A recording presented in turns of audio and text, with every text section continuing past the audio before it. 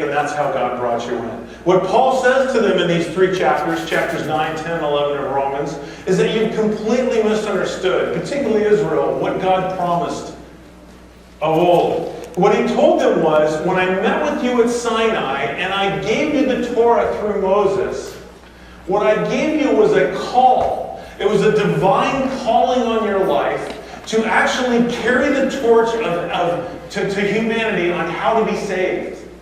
I never promised you that you would all be saved just because you were carrying this message.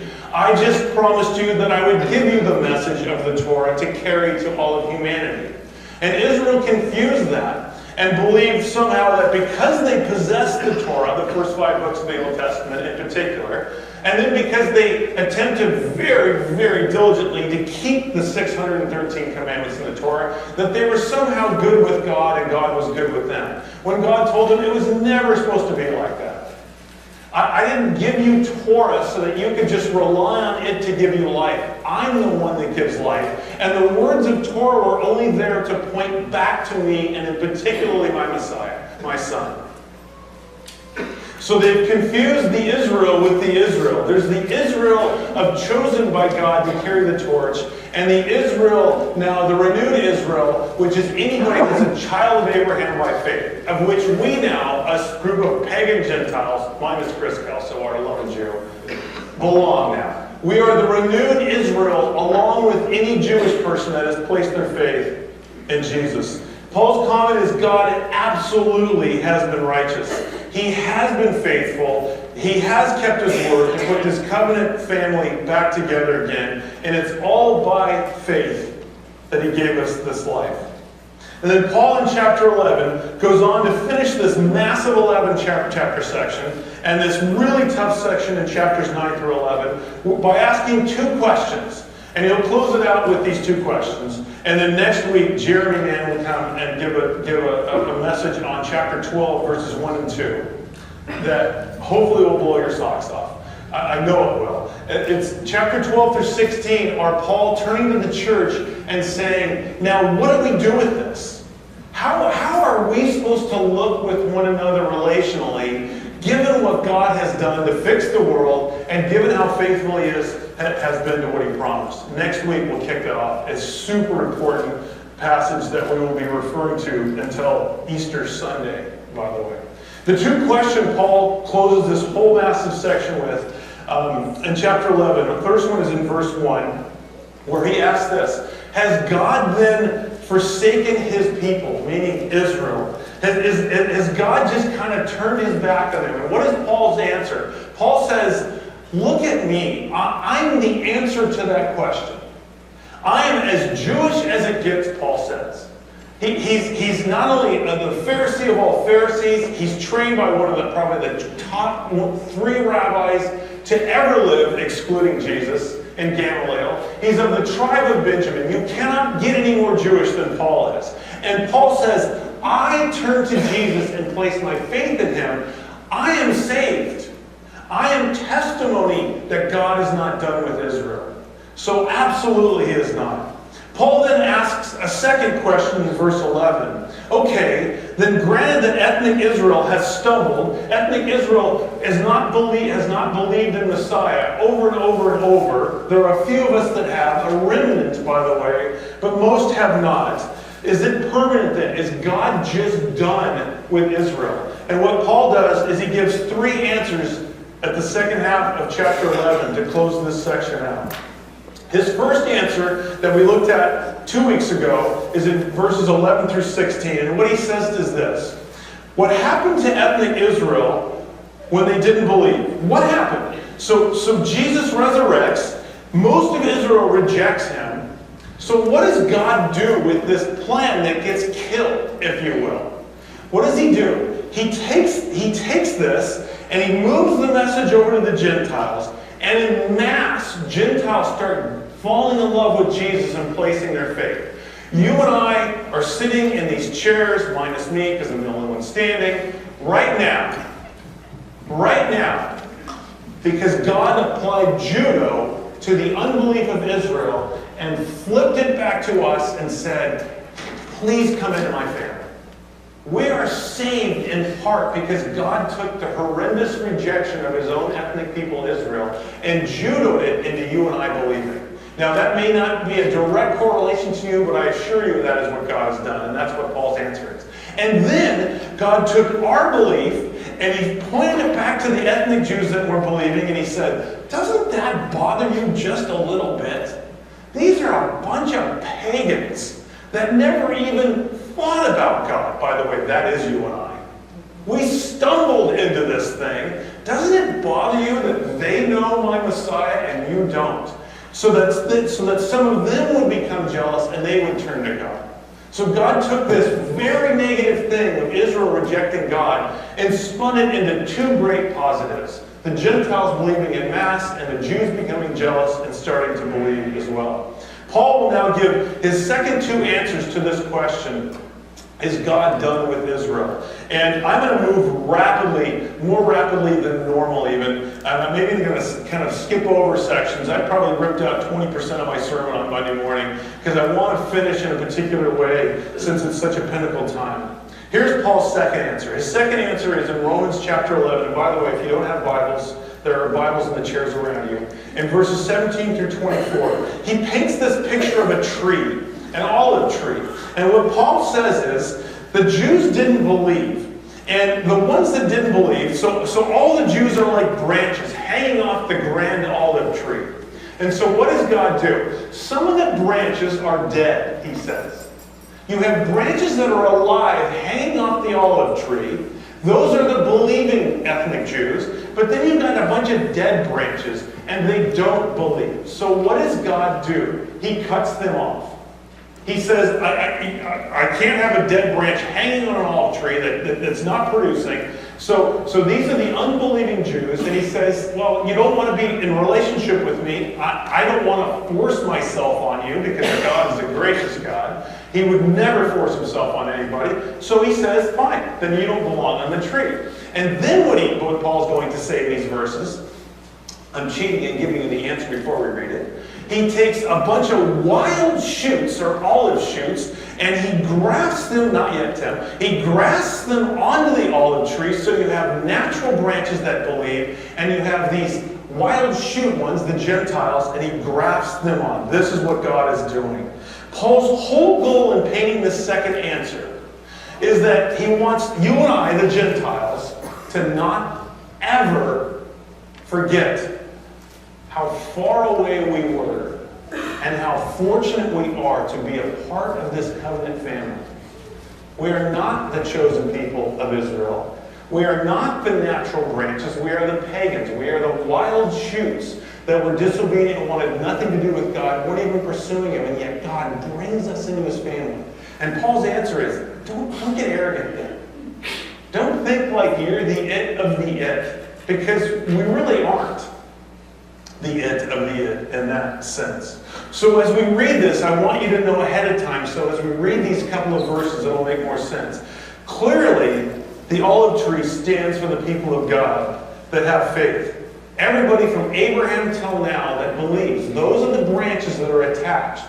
The dead branches are those ethnic Jews that have refused to believe, and God removes them from the tree, and then he grafts on the Gentiles. So now that I've explained it, let's read it, and maybe it'll make more sense. But if some, verse 17, but if some of the branches, these are the ethnic Jews that didn't believe, were broken off, and you, so now this whole passage this morning is talking to Gentiles. So he's speaking to you and I personally. And you, Gentiles, although you're these wild olive shoots, were grafted in among the others, and now share in the nourishing root of the olive tree. The root is probably Messiah. Messiah is the root that upholds the whole tree. And you have natural branches, believing Jews, and grafted on wild shoots. That's you and I, the Gentiles. 18. Then Gentiles, do not be arrogant toward the branches. If you are, remember, it is not you who support the root. The root supports you. Can you throw up that grafting picture? I think this is really helpful if you can see it. Can you see it very well? So these are two pictures. These are taken in Israel. So to the one to the right, this is a small stub of a tree, and these are wild shoots that are literally grafted on. Now this is not an olive tree. I couldn't find an olive tree, but I did find grafting. So this is beautiful fruit in Galilee.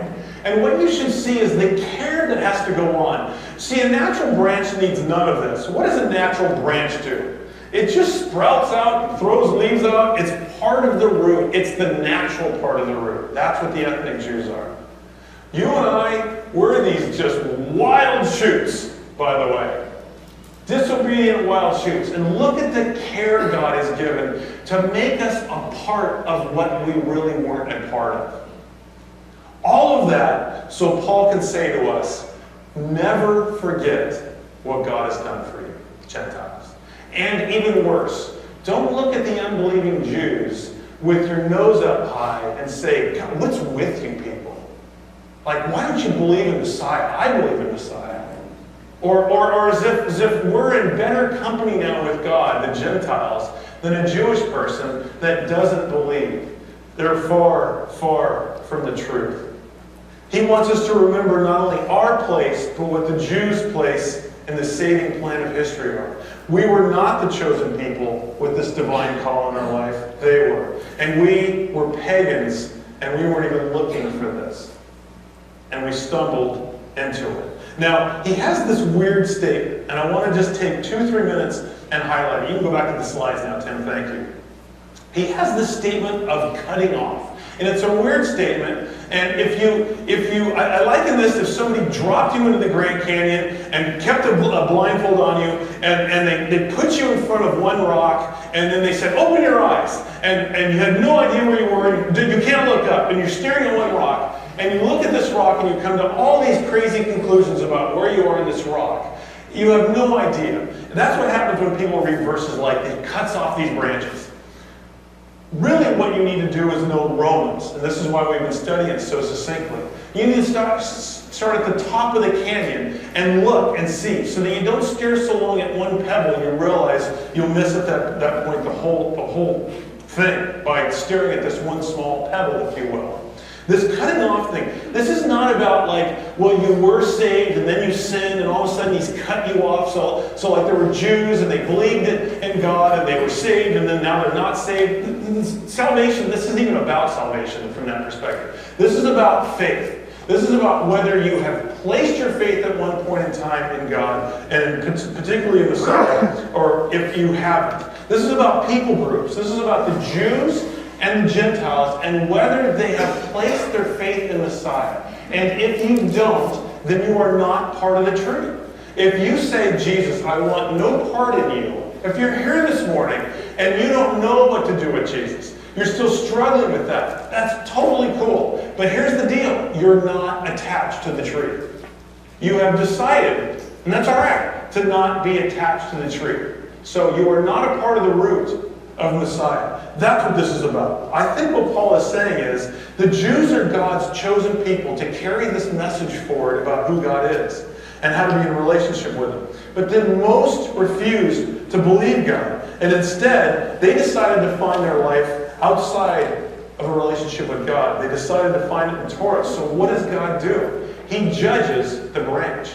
He says, the branch is dead. It's not believing. I'm going to take it off the tree. That's all this is. This is not one that was in belief and now isn't. This is one that was never in belief. And it's sitting there, and it looks like it should be on the tree. It's the Jewish person, but it's dead. It doesn't have belief in Messiah, so he cuts the branch off. So the branches that are broken off are clearly the Jews that have not believed. And Jesus is not now the sole possession of the Gentiles. You see, the Jews, when they met God at Sinai, and he gave them Torah, they made a mistake. They said, the Torah is what gets me in. And then they said, and you Gentiles are disgusting and God wants no part of you. See, they made God their sole possession, and that was never what God wanted. And what Paul is saying to you and I is, don't make the same mistake. Don't see a bunch of unbelieving Jews and think, well, I'm in the time of the Gentiles now. God's not for the Jew, right? So this is all about us. God's my sole possession now, and he's not for the Jews. That's ridiculous. We have a Jewish guy writing this letter telling you don't think that way, who, by the way, followed Messiah just about better than anybody I've ever read in my life. Verse 18. And do not be arrogant toward the branches. If you are Gentiles, remember, it is not you who support the root, but the root that supports you. Verse 19. Then you will say, branches were broken off so that I might be grafted in. What is he saying? The Jews that didn't believe, God spun that into bringing Gentiles in.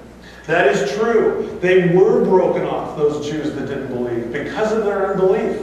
But you, Gentiles, stand fast through faith, so do not become proud, but fear. For if God did not spare the natural branches, nor will he spare you. What is he saying in these verses? All he is saying is, just because you're Gentile now doesn't mean you have a relationship with God. Just in the same way, just because you're Jewish doesn't mean you have a relationship with God. How do you have a relationship with God? The same way Abraham did, that started the whole cotton picking thing. He had faith. Verse 22. Note then the kindness and the severity of God. Severity toward those who have fallen, but kindness to you, provided you continue in his kindness. Otherwise, you too will be cut off. Again, this is not about losing your salvation. What he's saying is, you're not in just because you're a Gentile.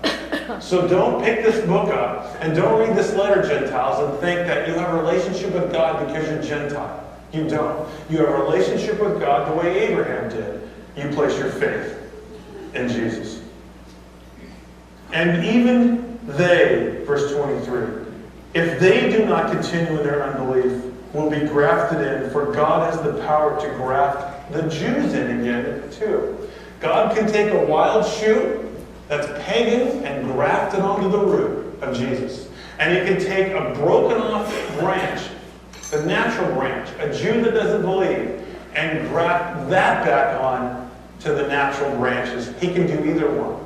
This is God. All he wants to do is have all of the branches back on his family tree.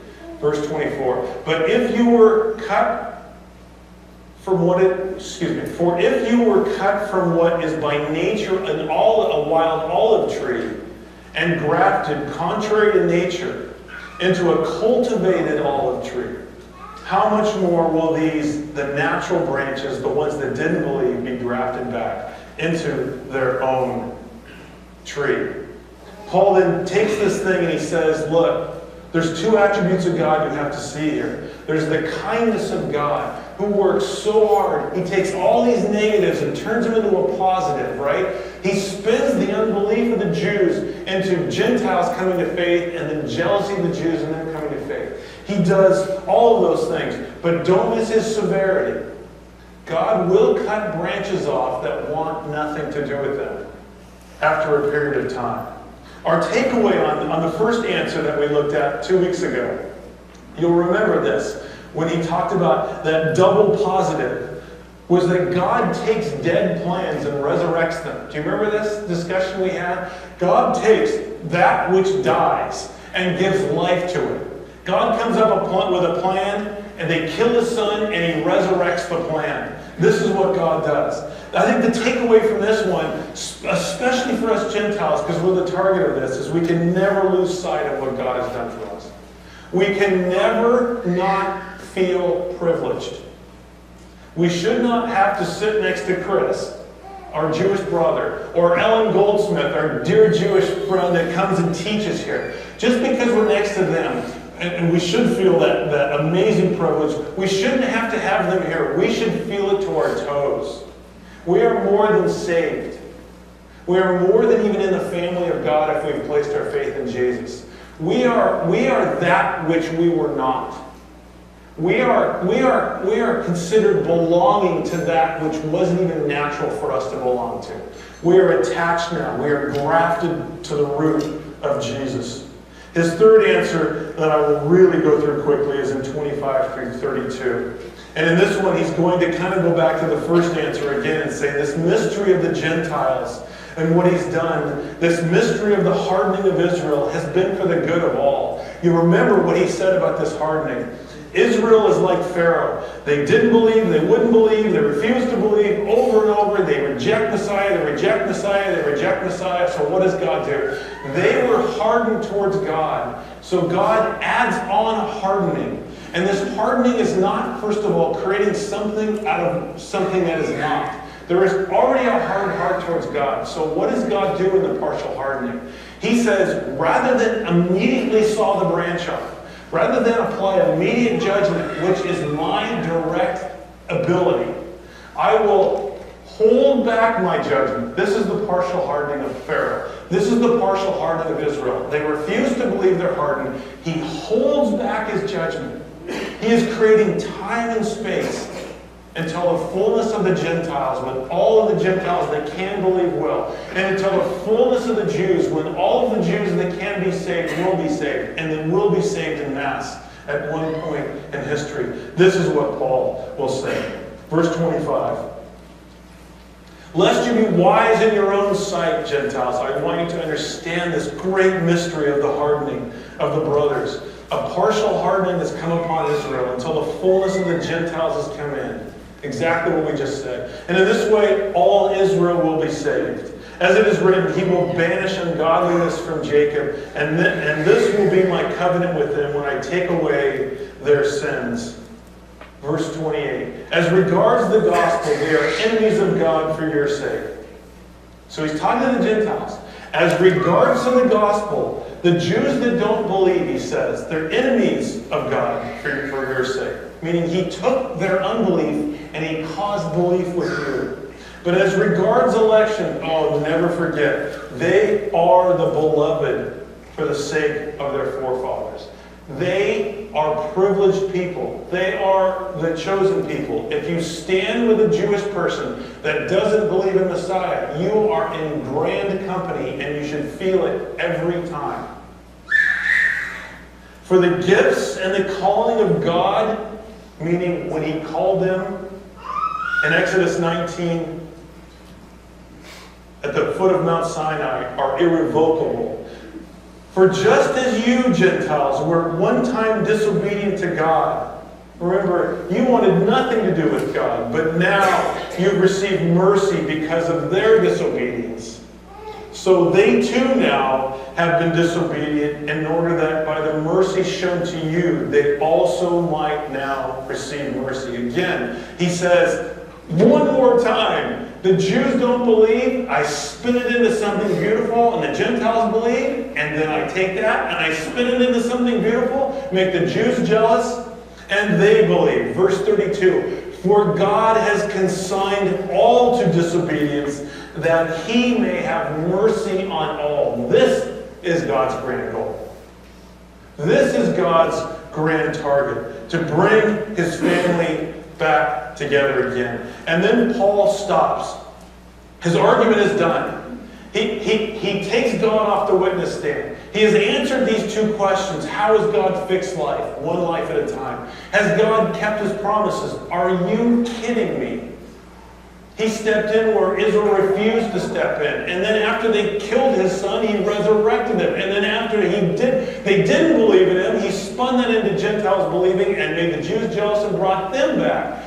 All God is about is mercy. All he has done is taken plans that die and die and die, and he breathes life back into them like he breathed into Adam's body as he lay in the dirt. He does it over and over. So what does Paul do? He just explodes at this point. He just says, oh my gosh, this God, who is he? How unfathomable is this God and what he does? He's doing stuff that we don't even realize. I'm only seeing stuff in front of the curtain, and he's doing all of this mercy work behind the curtain, Paul is going to say. His judgments, his decisions, his integrity, his loyalty, and above all of that, his pursuant love to us. Look at what he says in verse 33. Oh, the depth of the riches and the wisdom and the knowledge of this God. Can you imagine Paul, the defense lawyer? He's got God in a sense sitting, the God of the universe, mind you, sitting on the witness stand. God, the judge. God, the creator. God the immense one in all majesty. And God says, drag me off my throne. And question, go for it. It's Job all over again. And God sits there in silence while Paul defends him from chapter 3, verse 21, all the way to what we read now. And Paul looks at that, and you can feel the grief almost with the praise in Paul's lips as he looks and says, how dare we have judged this God of ours, when you and I are the ones that have messed this place up.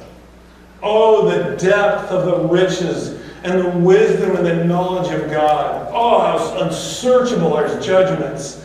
How inscrutable his ways.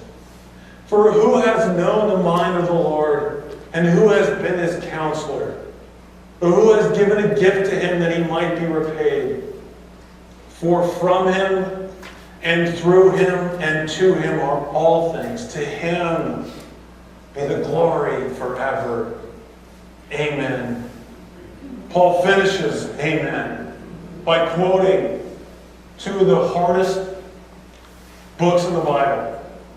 He quotes two places, one in Isaiah, it's the second book of Isaiah in chapter 40, and then he quotes Job. Two of the greatest places that humanity has had to wrestle with the suffering of humanity and where God is.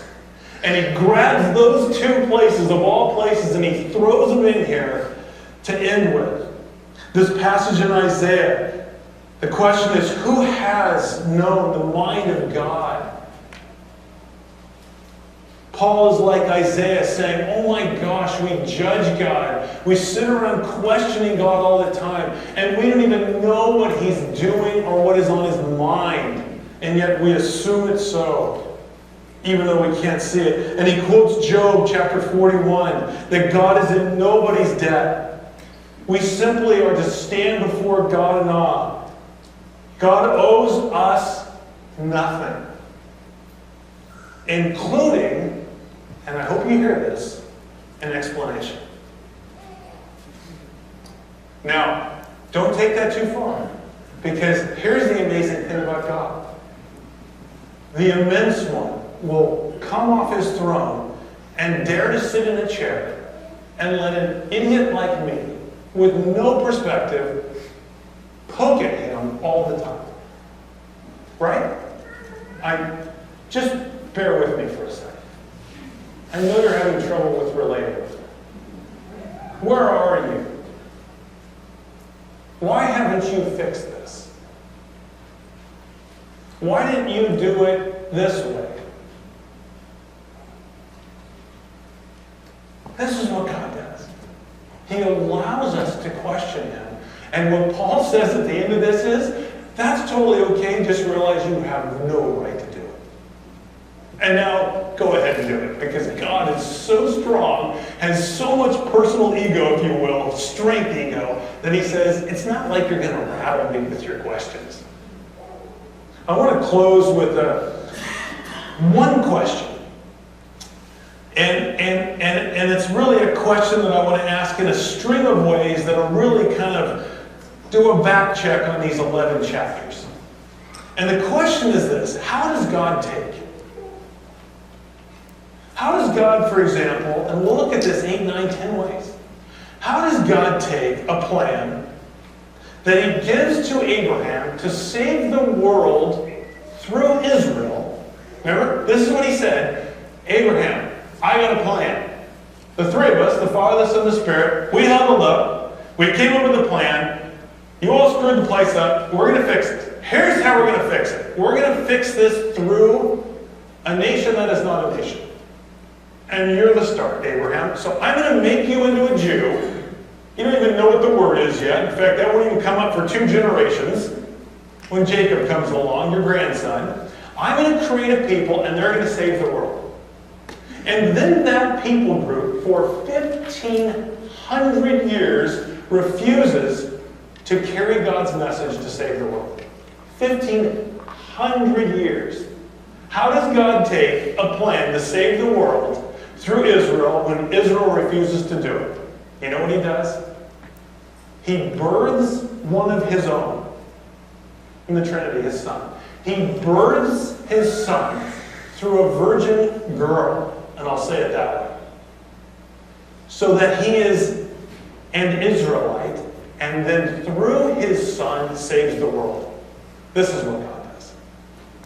How does God take a son that he births into this mess of ours as a Jew to save the world the way he promised Abraham he would do through a Jew?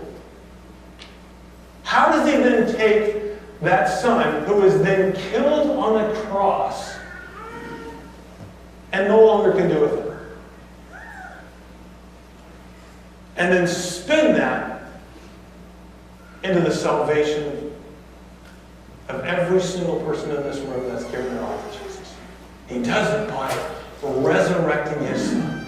He takes the dead plan, his Son, and he resurrects him 3 days later and saves the world through this Jewish guy. How does God then take his Son, who resurrects, that the majority of Israel rejects, and do something with it? He takes his rejected Son that his chosen people Israel reject, and he spins it into a positive to bring Gentiles into the church, and then he spins it back and he says, doesn't that make you a little jealous? So that Jews come to faith, all so that he can show mercy to humanity and put his family back together. How does God take a bunch of pagan Gentiles like you and me,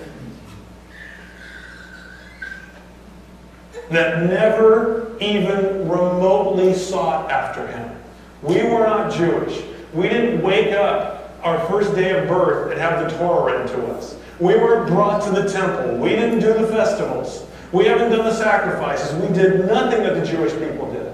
How does he take a bunch of pagans like us and make us family?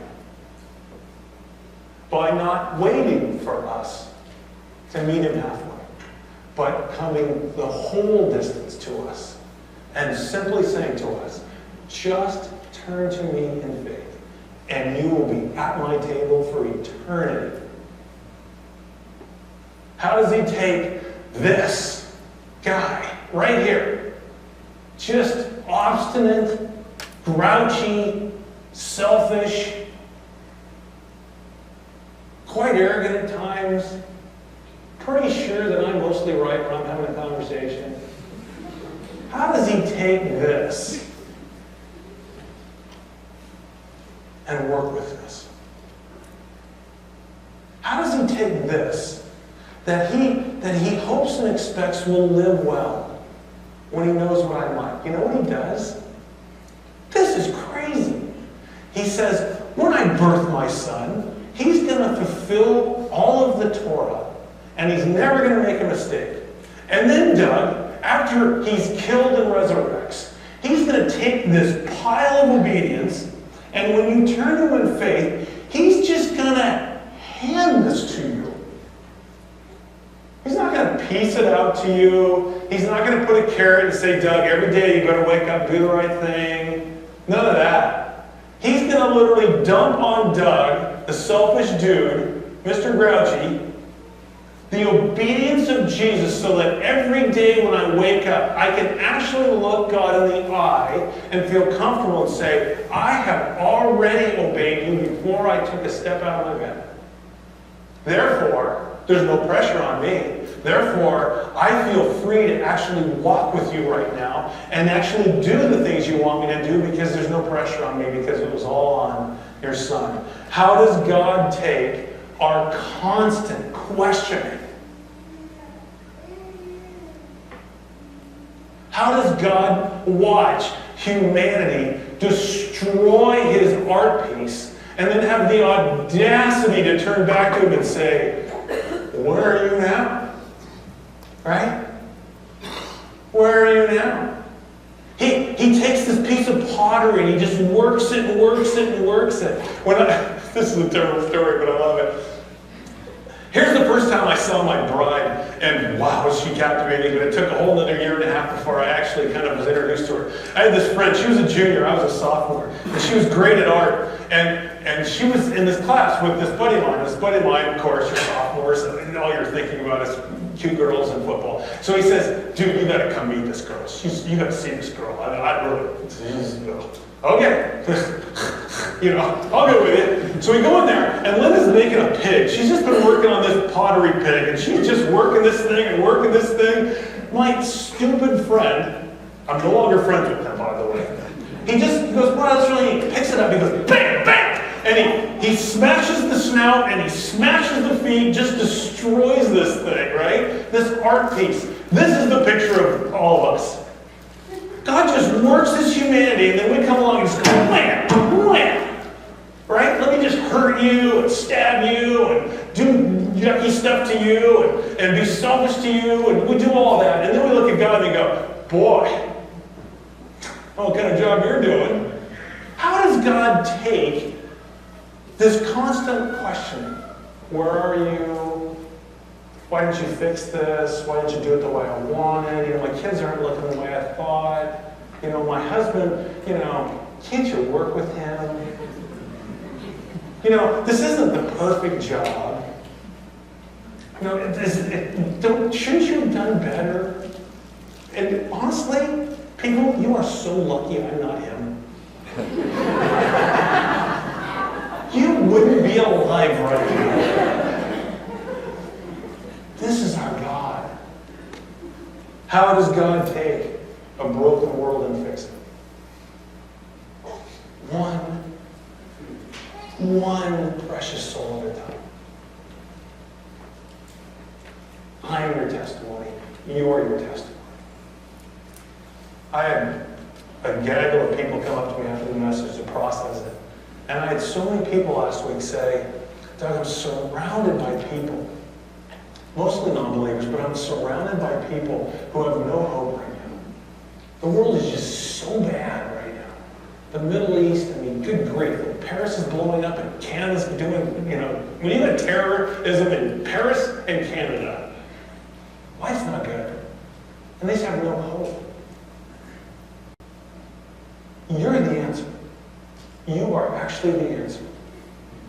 All you have to do is stop for a moment and say, Jesus, what you've done in my life, the love I feel, the forgiveness I have at moments for other people, the desire to just feel for people and empathize, this is not natural.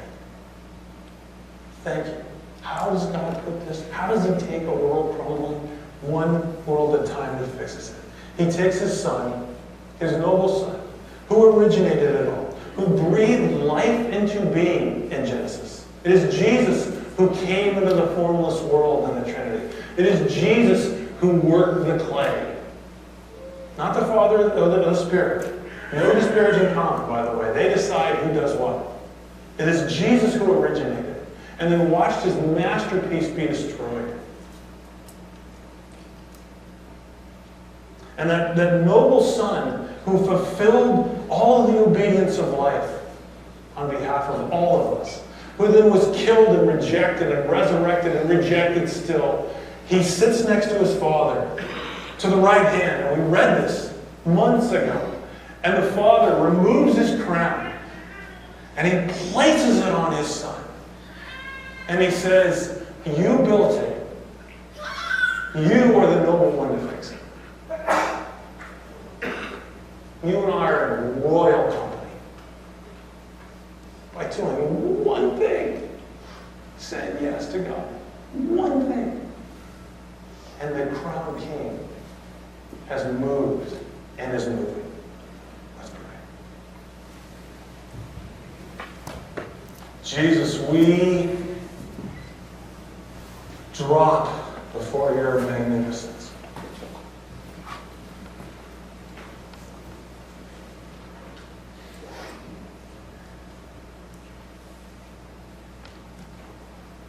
May we ask these questions as we have this morning before you, not in an ounce of shame or guilt, but may we ask them with comfort with a smile on our face, laughing as we ask them, knowing the absurdity of questioning the Holy One, knowing that you're more than tolerant.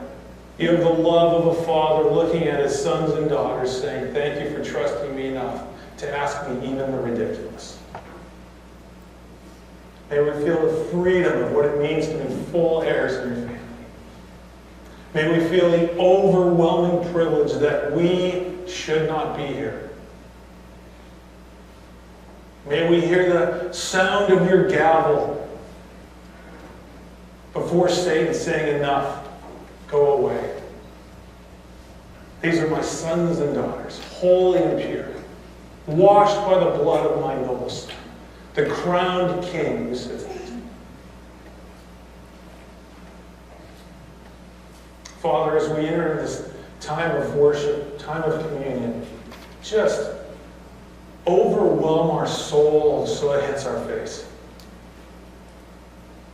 Let us feel the magnificence of what it means to be called your sons and daughters. And we pray this in the name of our brother, our Messiah, our Master, our Lord, our originator, Jesus. Amen.